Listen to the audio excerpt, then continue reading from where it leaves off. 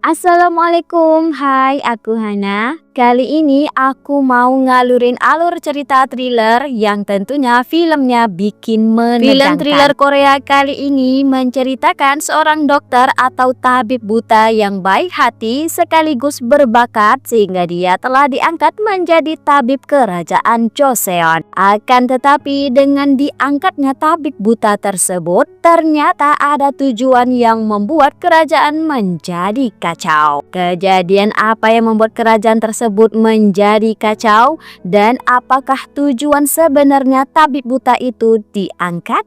Yuk kita langsung ke alur ceritanya. Dan inilah film drama thriller Korea berjudul The Night Owl.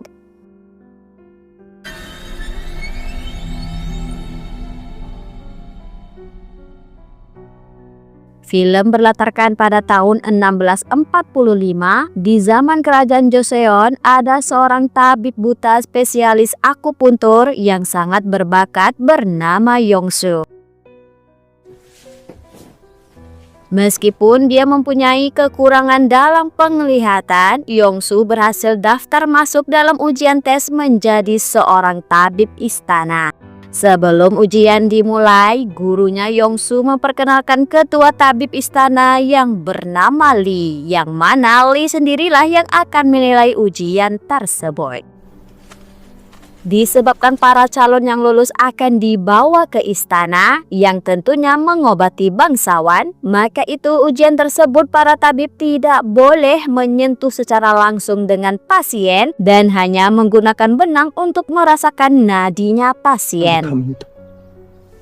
Alhasil ada di antara mereka yang tidak bisa menyimpulkan apa yang terjadi dengan pasien pria yang sudah disediakan. Ada yang menyimpulkan bahwa pasien tersebut sedang hamil. Ada juga yang mengatakan bahwa pasien tidak lama lagi akan mati.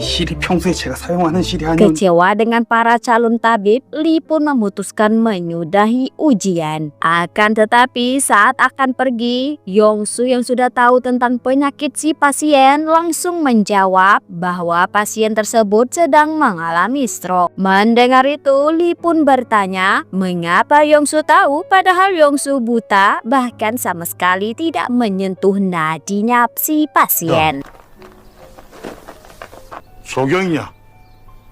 아까 발소리를 들어보니 다리를 절고 Dengan 있었습니다. nada yang sedikit grogi, Yongsu menjawab bahwa dia merasa tidak ada gunanya merasai nadi pasien menggunakan benang. Cukup dengan menanyakan kondisi pasien tersebut. Maka itu Yongsu tahu pasien terkena penyakit stroke karena pasien sendiri yang mengatakan bahwa dia berjalan dengan kaki yang pincang, nafas yang tidak stabil, dan sikap gelabahnya si pasienlah yang bisa menyebabkan stroke.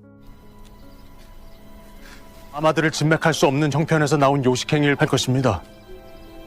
Mendengar kesimpulan si tabib, Lee kagum sehingga dia meminta Yongsu untuk menunjukkan cara akupunturnya Yongsu. Dengan keahlian akupunturnya, Yongsu berhasil membuat kaki pasien bergerak sehingga dia pun lulus dalam tes ujian dan akan segera pergi ke istana.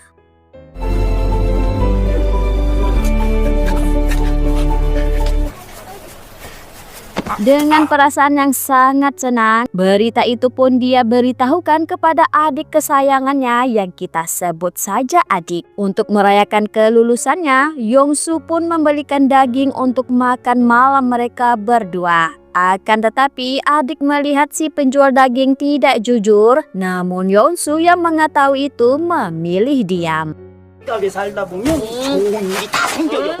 뭐가 문제 있나? 응?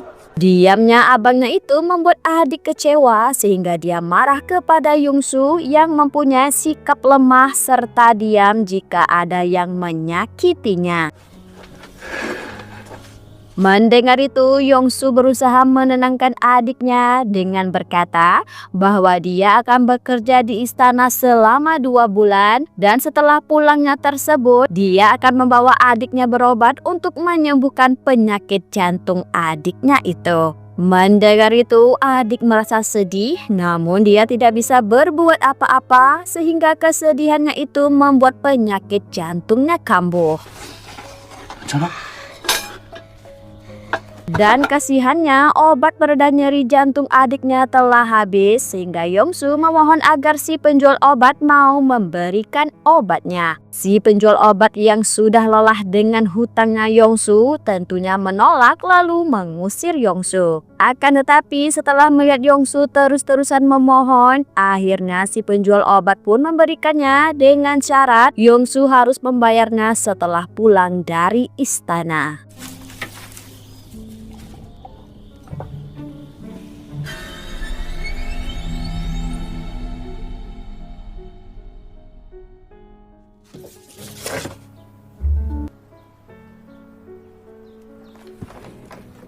Pada keesokan paginya, Yongsu pun dihantarkan oleh staf tabib istana yang bernama Mansik. Sambil menuju ke istana, Mansik meminta agar Yongsu menutup mata, telinga, serta mulutnya apa yang terjadi di istana nanti. Karena mereka ini hanyalah orang bawahan yang tidak terlalu penting.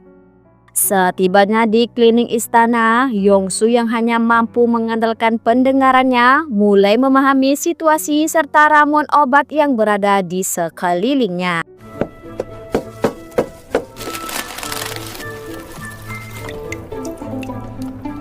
Tak hanya obat, Yongsu juga baru tahu ternyata juga ada racun yang diletakkan di dalam botol berwarna biru. Hal itu tentunya dia bertanya kepada Mansik mengapa ada racun di klinik istana. Mansik pun menjawab itu sebagian ramuan untuk hukuman mati. Pada malam harinya, sebagai tabib baru, Yongsu pun akan ditugaskan bekerja di malam hari bersama Mansik. Mansik yang sudah mengantuk memutuskan untuk beristirahat dan meminta Yongsu tetap berjaga. Karena Yongsu buta, Mansik merasa Yongsu tidak perlu lilin sehingga dia pun mematikan semua lilin yang ada.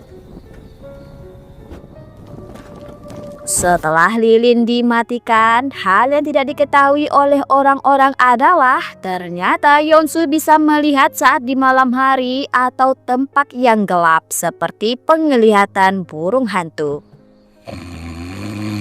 Tanpa membuang waktu lagi, Yongsu pun menghafalkan tata letaknya ramuan dan obat-obatan agar memudahkannya bekerja di siang hari. Tak lupa juga dia menulis surat untuk adiknya. Hari demi hari dia bekerja sebagai tabib, lalu dengan bantuan dari Mansik, Yongsu tahu seluk-beluknya istana.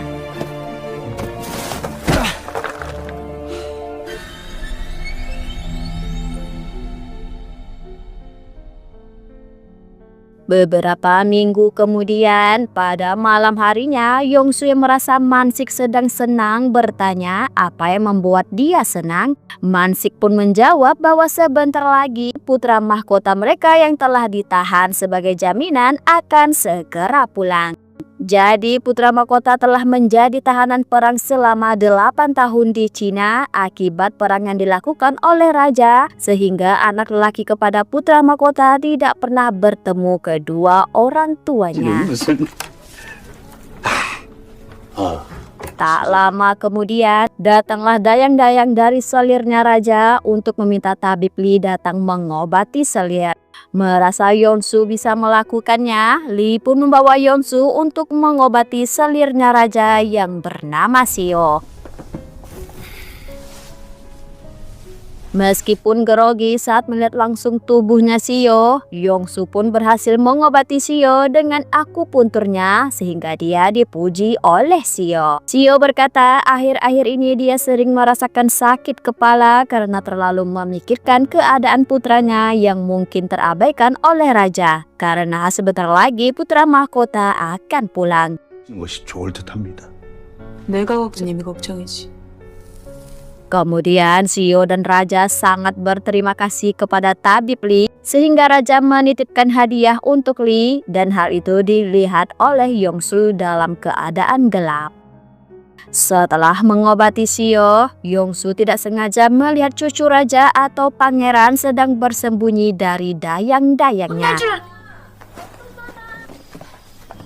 Setelah dayangnya pergi dan mengetahui bahwa Yongsu buta, pangeran kecil bernama Sukchul bersimpati kepada Yongsu yang tidak dapat melihat kedua orang tuanya. Dia mengerti perasaannya Yongsu karena dia juga belum pernah bertemu kedua orang tuanya selama 8 tahun. Akan tetapi sebentar lagi dia akan bertemu mereka.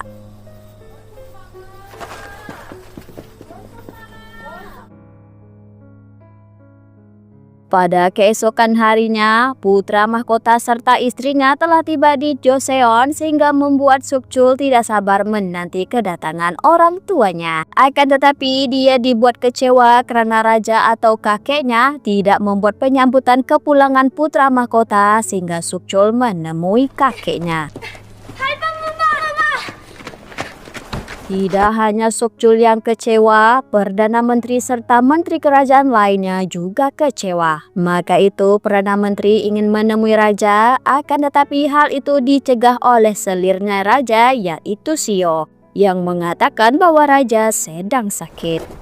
8년 만에 세자자가 계속 기고 Namun tetap saja Perdana Menteri ingin menemui Raja dan membawa tabit Li. Akan tetapi entah apa niatnya si selir Sio, dia malah mengancam akan memenggal kepala tabib Li jika Li memeriksa kondisi Raja.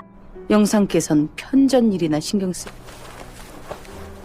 Mendengar itu, Perdana Menteri marah sehingga dia dan para menteri melepaskan pakaian mereka, yang berarti mereka akan mundur sebagai menteri. Melihat itu, selir yang sok-sokan berkuasa ini langsung ciut, apalagi Raja pun langsung mengizinkan Perdana Menteri masuk. 사신이 도착했다 합니다. Setelah dibujuk oleh Perdana Menteri untuk menyambut putra serta utusan dari Cina, akhirnya Raja menyambut kepulangan anaknya itu, begitu juga dengan Sukchul.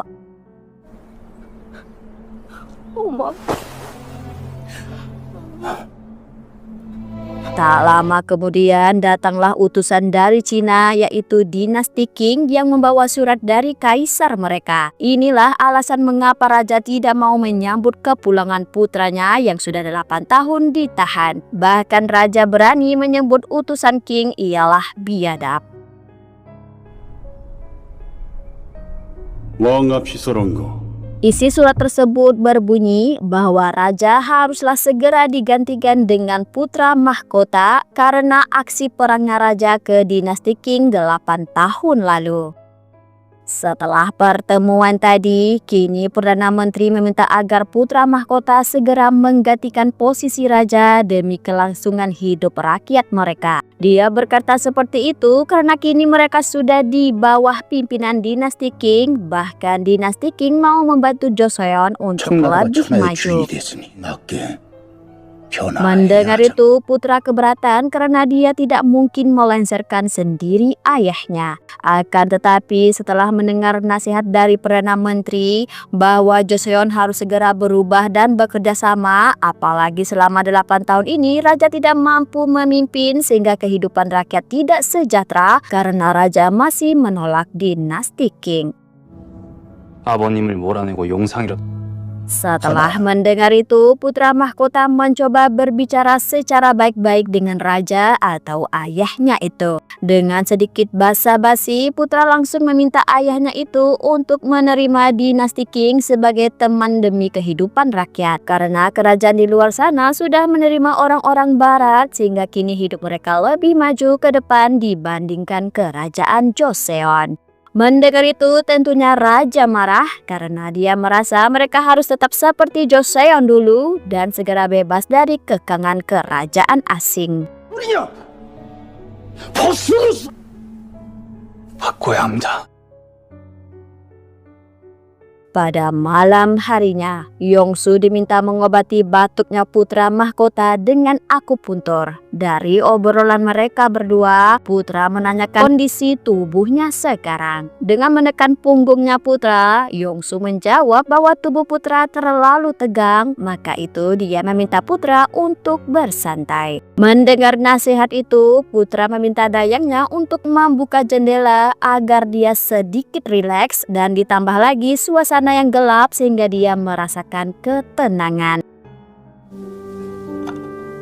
아범, 자네가 좀 Kemudian agar Yongsu mau mengobati raja atau ayahnya, putra pun membalikkan badannya sambil meletakkan jarum-jarumnya Yongsu di atas meja untuk memohon kepada Yongsu.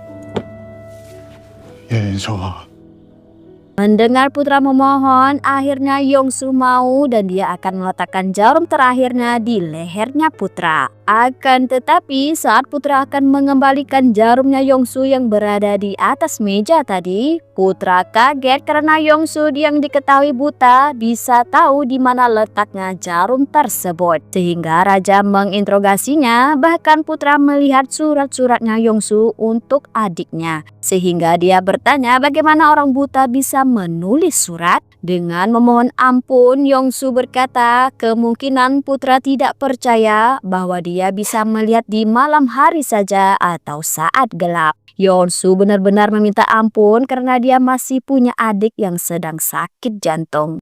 어려우시겠지만 저는 밝은 곳에서는 저는 죽어 마땅하나 제 동생 Mendengar itu, putra pun bertanya mengapa Yongsu masih berpura-pura buta di malam hari. Yongsu menjawab berpura-pura buta lebih baik karena kebanyakan manusia tidak ingin orang-orang mengetahui hidup mereka. Mendengar itu, putra terdiam karena apa yang dikatakan Yongsu adalah benar. Lebih baik buta daripada melihat kemunafikan orang-orang. 너라면 어찌 Kemudian 하겠느냐? putra pun meminta Dayang mematikan lilin. Lalu putra memberikan kacamata pembesar kepada Yongsu agar tulisannya Yongsu bisa diperbaiki. Dengan pemberian hadiah itu, Yongsu tentunya senang karena dia memiliki calon raja yang sangat baik.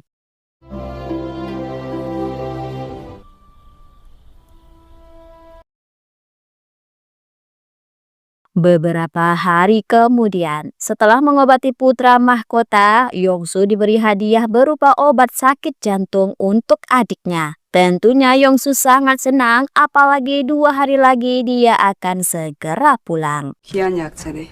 자네 동생 병에도. 그렇게 하면 빠르네 빠르.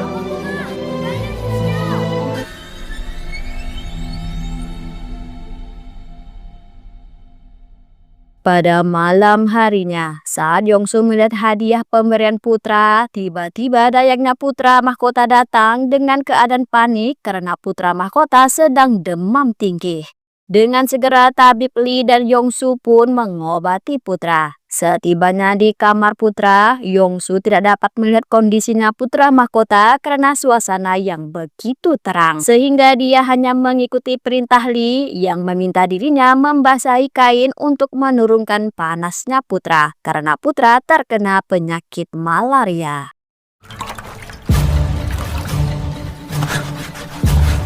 Namun saat Li mencucukkan jarum ke tubuhnya putra, Yongsu mendengar suara aneh dari nafasnya putra sehingga dia pun semakin fokus mendengar suara nafasnya putra mahkota. Tak hanya itu, Yongsu mencium aroma aneh di kain kompresnya putra mahkota.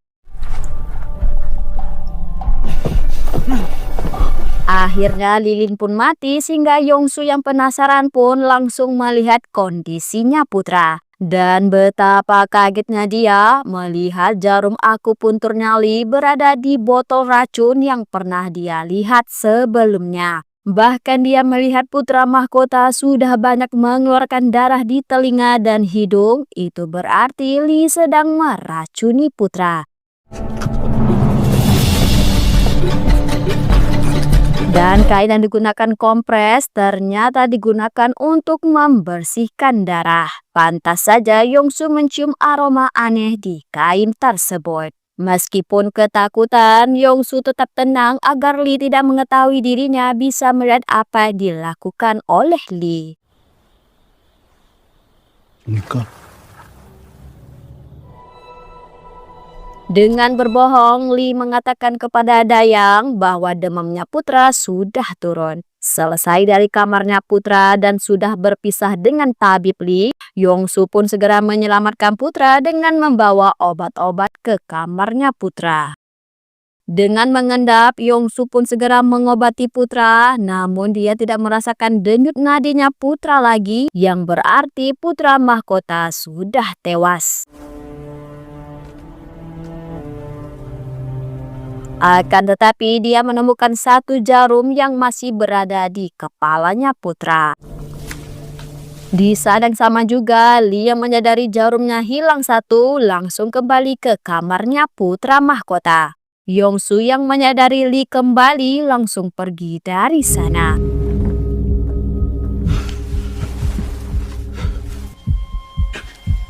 Namun apesnya jarum tersebut terjatuh sehingga Yongsu yang awalnya keluar tanpa ketahuan menjadi ketahuan, apalagi kakinya Yongsu terluka sehingga meninggalkan darah di kamarnya putra. Bahkan saat dia lari, pengawal putra mahkota melihatnya. Untungnya mereka tidak menemukan Yongsu dan tidak mengetahui bahwa itu ialah Yongsu. Melihat itu, istana pun menjadi kacau setelah pengawal putra mengumumkan bahwa ada seseorang masuk ke kamarnya putra dan yakin orang tersebutlah yang menewaskan putra mahkota.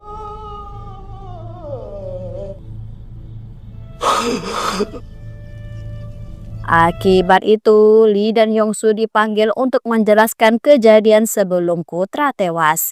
Lee mengatakan bahwa mereka berdua meninggalkan putra saat demam malaria putra sudah menurun. Namun Perdana Menteri tidak percaya karena mereka menemukan racun yang gejalanya sama dengan tewasnya putra, yaitu mengeluarkan darah di mata, hidung, dan mulut.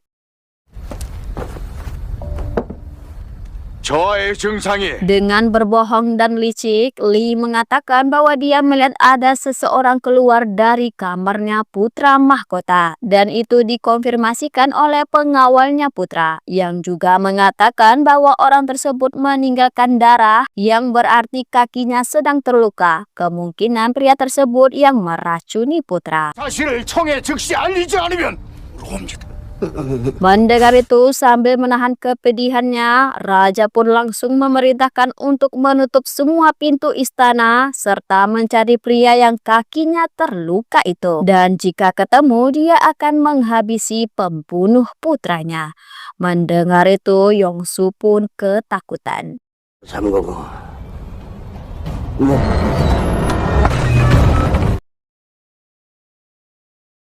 Ketika para pengawal istana memeriksa para pria untuk mencari kaki yang terluka, Yongsu pun menuliskan surat kepada istrinya putra mahkota bahwa yang meracuni putra ialah Lee dan memberikan bukti jarum yang tertinggal itu. Saat semua dayangnya permaisuri ditangkap, Yongsu pun diam-diam meletakkan surat itu lalu bersembunyi. Akan tetapi persembunyiannya itu ketahuan oleh permaisuri dan dia tidak percaya dengan surat Yongsu, apalagi permaisuri melihat kakinya Yongsu terluka sehingga dia pun memanggil para pengawal. Yongsu yang mendengar itu langsung mencegah permaisuri dengan memberikan kacamata pembesar yang dihadiahkan oleh putra mahkota. Dan berkata dia benar-benar melihat kejadian itu karena dia bisa melihat dalam keadaan gelap. 주셨습니다. Setelah melihat kacamata itu dan mengingat saat putra meminta kacamata itu, akhirnya permaisuri percaya dan meminta Yongsu tetap bersembunyi jangan sampai ketahuan. Dia akan segera menemui raja untuk membawa bukti-bukti ini. 것이다. 넌 필요. Pada tengah malamnya, Yongsu yang dibawa oleh Lee untuk mengobati raja karena raja terlalu sedih sehingga penyakitnya kambuh. 내가 직접 쓸 것이야. Tak lama kemudian datanglah menantunya raja. Tanpa membuang waktu lagi dan kebetulan di sana ada Lee, permaisuri pun mengatakan bahwa ada seorang saksi yang menulis surat bahwa tabib Lilah yang telah meracuni suaminya dengan jarum akupuntur. Dan ini dibuktikan dengan adanya jarum tersebut. 그게 무슨 Mendengar 말이냐? itu tentunya Li dan Raja kaget sehingga Li membantah tuduhan itu. Tak hanya Li, selirnya Raja juga membantah hal tersebut. 세자조화를 독살한 저 아의 머리에 꽂혀있던 이 독침이 내 것이 Akan 아니더니 tetapi dengan suara pelan dan kesal, Raja mengutuk tindakan si tabib Li yang ceroboh dalam bekerja sehingga jarumnya ketinggalan. Ya, ternyata dalamnya ialah Raja sendiri. Mendengar itu, Yongsu tambah ketakutan karena dia baru mengetahui bahwa dalang di sebalik ini ialah rajanya. 네가 Merasa dirinya akan dijebak dan Raja bisa memutarkan keadaan, Yongsu langsung membela tabib Li ketika permaisuri akan mengatakan siapa saksinya itu. 그자를 데려오너라. 목격자 같이 있었습니다. Mendengar itu, permaisuri kaget, lalu dia melihat Yongsu menggelengkan kepalanya. Permaisuri pun mengerti bahwa dia harus berpura-pura tidak tahu siapa saksinya, dan permaisuri baru menyadari bahwa ayah mertuanya lah yang meracuni anaknya sendiri. 저 전복을 Akan tetapi dengan liciknya, tiba-tiba Raja memasukkan racun ke dalam makanan yang kebetulan makanan tersebut dari keluarganya permaisuri. Lalu makanan tersebut diberikan kepada dayangnya Raja dan tentunya dayang tersebut langsung tewas.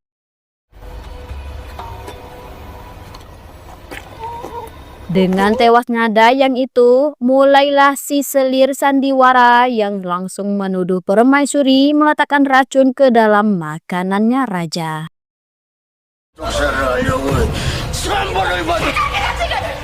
Dengan perasaan benci, permaisuri mengutuk tindakan Raja yang telah meracuni putranya sendiri. Setelah apa yang terjadi, Shio memarahi Li karena telah ceroboh menjatuhkan jarum, bahkan menyalahkan Li karena telah mempekerjakan orang buta yang tidak berguna.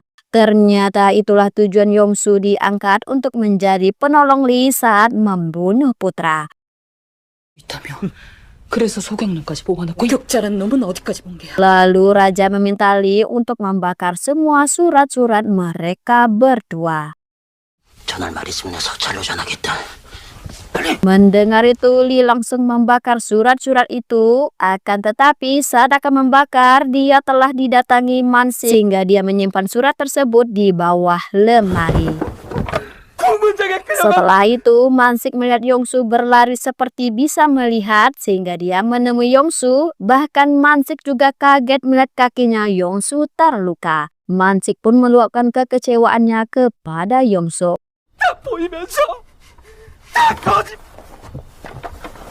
Tak lama kemudian datanglah Sukchul yang langsung meminta Yongsu menjelaskan apa yang terjadi. Setelah mendengar bahwa kakeknya adalah dalangnya, tentunya Sukchul tidak percaya dan akan menanyakan langsung kepada Raja. Akan tetapi hal itu tentunya dicegah oleh Yongsu yang kembali meyakinkan dengan berkata, setelah ibunya Sukchul tahu, Raja langsung memenjarakannya. 찾아가시면 마마도 비마마도 모두 다 거짓입니다. Mendengar itu, dengan bersedih Sokchul mengatakan bahwa dia baru saja bertemu kedua orang tuanya dan kini malah dipisahkan gara-gara Yongsu yang memilih diam dan tidak mau menjadi saksi. Mendengar itu, Yongsu meminta maaf karena dia hanyalah bawahan yang yakin akan dijadikan kambing hitam. Jika itu terjadi, maka adiknya akan kehilangan dia, maka itulah dia memilih untuk diam.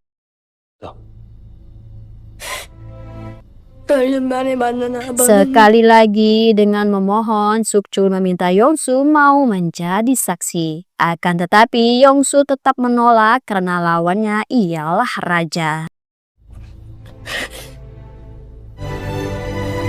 Setelah Sukchul pergi, mereka berdua tidak tahu harus berbuat apa karena bukti jarum tersebut sudah diambil. Lalu Yongsu kembali teringat hadiah yang pernah diberikan oleh Raja kepada Li pada waktu itu. Sehingga Yongsu pun mencari hadiah tersebut karena dia yakin ada surat-surat di dalamnya. Setelah mencarinya, akhirnya mereka berdua menemukan hadiah Li serta surat-surat dari raja yang memerintahkan Li membunuh putra. Dengan segera mereka pun memberikan bukti-bukti itu ke Perdana Menteri. Akan tetapi Perdana Menteri tidak bisa membawa surat-surat itu karena tulisan tersebut sangatlah jelek dan tidak tampak seperti tulisannya raja. Lalu Sokchul yang melihat tulisan itu yakin bahwa tulisan itu ialah tulisan kakeknya karena pada waktu itu dia melihat kakeknya pernah menulis dengan tangan kiri saat mengajarkannya menulis. 왼손으로 쓴 글씨입니다. Mendengar itu, Perdana Menteri masih tidak bisa membawa bukti ini karena mereka semua tidak pernah melihat raja menulis surat dengan tangan kiri, melainkan raja menulisnya secara langsung di depan mereka dengan tangan kirinya. 할멈을 먹였어. Mendengar itu, mereka semua pun terdiam. Setelah difikirkan lagi, Yongsu yang merupakan tabib akupuntur langsung mengusulkan untuk membuat tangan kanannya raja mati rasa dengan jarumnya. Karena raja terkena penyakit Bell's palsy butuh akupuntur lagi. Maka itu Perdana Menteri haruslah mengaturkan jadwal agar dia bisa berpura-pura mengobati raja saat raja menulis surat ucapan pemakaman. 아닙니다. 지금쯤 마비 증상이 도저. 대감께서는 무슨 Mendengar 핑계를 itu, 대서 Perdana Menteri bersetuju akan menggulingkan raja dengan bantuan dari orang buta. Meskipun dia tidak menyangka bisa bekerja sama dengan orang buta. Jadi strateginya ialah Yongsu dan Mansik akan datang ke raja pada tengah malam besoknya dengan beralasan ingin mengobati penyakit raja dan agar raja percaya mereka berdua pun mengatakan bahwa ini atas perintahnya tabib Li. 심의를 보냈다는데 어찌하시겠습니까? Strategi selanjutnya adalah pengawal yang membawa surat ucapan itu akan datang dan melihat secara langsung saat raja menulis surat itu dengan tangan kirinya. Setelah pengawal datang untuk melihat raja menulis surat, barulah Yongsu mencucukkan jarum ke lehernya raja untuk melemahkan tangan kanannya raja. Raja yang tidak dapat menulis dengan tangan kanan serta telah didesak oleh pengawal agar segera menulis, akhirnya raja pun menulis dengan tangan kiri. Di sisi lain, Li yang berada di kamarnya putra baru menyadari bahwa Yongsu lah pria yang kabur dari kamar putra pada waktu itu setelah dia melihat ada jejak kayunya Yongsu. Singkatnya, di waktu yang bersamaan, ketika raja akan menstempelkan surat tersebut, datanglah Li yang mengatakan bahwa dia tidak memerintahkan Yongsu untuk mengobati raja, serta mengatakan bahwa Yongsu lah yang meracuni putra. 너희가 보냈다고 하지 않았느냐? 독살자입니다. Mendengar itu, raja baru menyadari dirinya dijebak sehingga dia memeras luka kakinya Yongsu. Akan tetapi Yongsu sudah muak langsung menekan jarum akupunturnya sehingga tangan raja menjadi lemas. 끊어질 수도 있습니다. 사람들 Tak hanya itu, Yongsu langsung mencop surat tersebut lalu membawa surat itu pergi.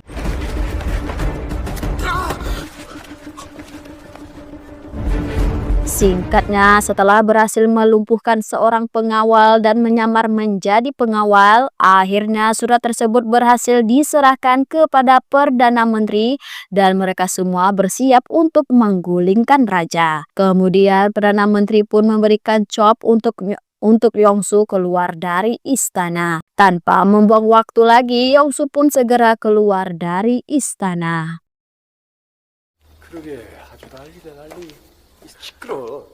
Saat baru saja keluar dari istana, Yongsu mendengar percakapan pengawal yang mengatakan bahwa mereka sedih baru saja kehilangan putra dan kini mereka harus melihat Sokchul sakit yang sedang diobati oleh Li. Mendengar itu, Sokchul yang yakin Li berbuat jahat kepada pangerannya langsung masuk kembali ke istana untuk menghentikan Li. Dan benar saja Lee sedang meracuni Sokchul dengan cara sama seperti putra.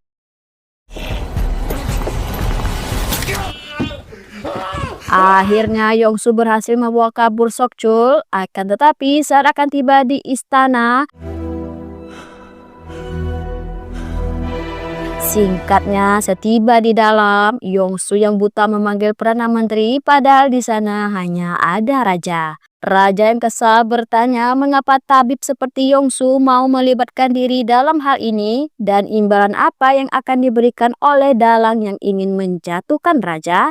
Dia melakukan semua ini karena putranya sudah berani memberontaknya dan ingin menggulingkannya. Lalu tiba-tiba datanglah Perdana Menteri yang langsung menunjukkan bukti surat tersebut dan meminta raja turun tahta secara baik-baik karena jika raja memberontak maka dia akan dihukum karena telah membunuh anaknya sendiri. Mendengar itu, raja pun bernegosiasi bahwa dia akan memberikan tahtanya kepada putranya yang lain yang tentunya dipilih oleh Perdana Menteri. Namun, izinkan dia tetap menjadi raja beberapa tahun lagi. Mendengar itu, Perdana Menteri bersetuju sehingga tidak terjadi penangkapan raja atau lengsernya raja. Bahkan mereka berdua berniat akan membunuh Sokchul karena dia takut Sokchul akan membalaskan dendam kematian ayahnya nanti. Yongsu yang mendengar semua itu tentunya bersedih karena dia tidak menyangka istana begitu kejam dengan kerabatnya sendiri.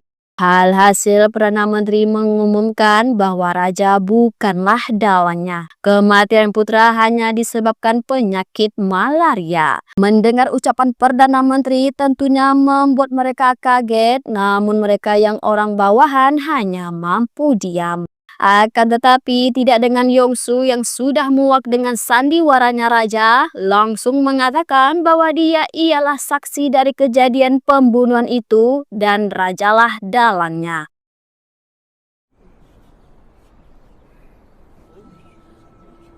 Mendengar itu mereka semua sebenarnya percaya dengan ucapannya Yongsu, namun mereka tetap memilih diam. Tapi tidak dengan raja yang langsung membuat kerusuhan. Akan tetapi tidak ada satupun bawahannya yang peduli dengan amarahnya raja karena mereka sudah tidak lagi respek kepada raja.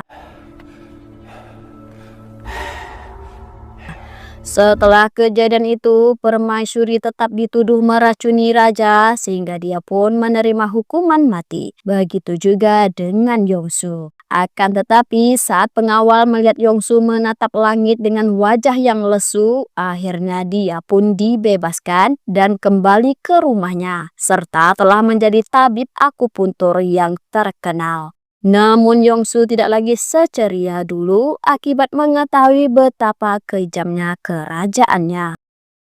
Di sisi lain, sang raja mendapatkan karma atas perbuatannya, yang mana dia sama sekali tidak lagi dipedulikan oleh orang-orang istana dan sakitnya semakin parah. Maka itu orang-orang istana memanggil Yongsu untuk mengobati raja. Akan tetapi hal yang sebenarnya yang mereka inginkan adalah Yongsu membunuh raja sama seperti Lee membunuh putra mahkota, yaitu melalui akupuntur beracun serta menyimpulkan raja meninggal karena malaria.